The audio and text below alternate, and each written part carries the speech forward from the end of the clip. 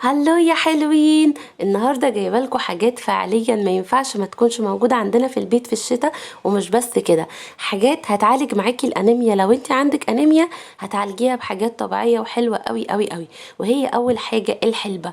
الحلبه دي يا جماعه انا ما ببطلش اجيبها في الشتاء، بحبها جدا جدا جدا، بعملها سندوتشات وطبعا مفيده جدا جدا جدا للجسم وطبعا للانيميا. طبعا بصوا انا جايه اقول لكم بقى ان اللينك اللي انا سايبه لكم فوق الصفحه دي بتعمل الحاجات دي اكل بيتي يجنن. بصوا بقى الحلبه كانت رهيبه، المكسرات فيها السوداني والسمسم والحلبه فظيعه. اللي هو انا كنت خلاص بقى عايزه اقوم اعمل 500 سندوتش. بصوا بجد دي حلوه قوي للي عنده انيميا وللي عايز يتخن كمان واللي عايز يخلي جسمه كله حديد.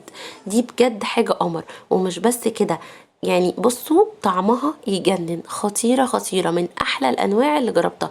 نيجي بقى على برطمان الحديد ده. بصوا ده برطمان حديد، ده عبارة عن إيه؟ بنجر. طبعا أنا مش هقول لكم فايدة البنجر عاملة إزاي، ومش هقول لكم قد إيه البنجر مهم للي عندهم أنيميا ومهم لجسمنا. ده كان أحلى بنجر دقته في حياتي. أنا مش من الناس اللي بتحب البنجر، بس البنجر ده معمول بحب. الحاجات اللي هوريها لكم دي كلها معمولة بحب. يعني عالجنا خلاص الأنيميا، تعالوا بقى نحط الحاجات اللي جنب الاكل اللي ما بنستغناش عنها، وهي المخللات. انضف مخللات ممكن تلاقيها معموله في البيت هتلاقيها في لينك الصفحه اللي انا سايبه لكم فوق. عايزه اقول لكم المخللات رهيبه، طعمها حلو جدا. يعني طعمها تفضلي تاكلي فيها كده ما تبطليش.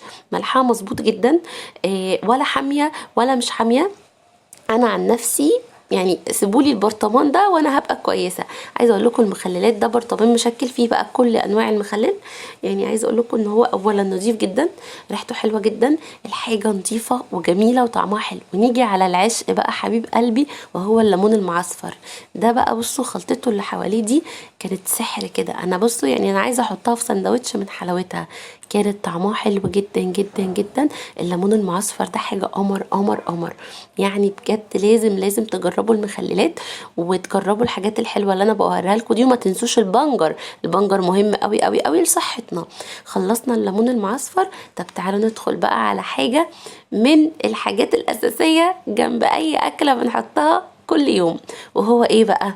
تعالوا كده واحده واحده نشوف الحلاوه. وهو اللفت.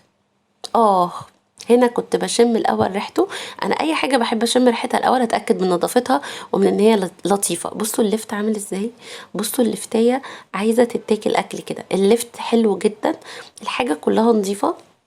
عجبني قوي المخللات، عجبني جدا البنجر قوي قوي قوي، وعجبتني جدا الحلبة لانها من الحاجات اللي مش اي حد يعملها. من الاخر كانت حلوة جدا. انا كنت بجيبها بصراحة من السوبر ماركت، بس لا بجد الصفحة دي مش هبطل اجيب منها ولا مخللات ولا حلبة. هسيب لكم اللينك وهتتبسطوا قوي. باي باي.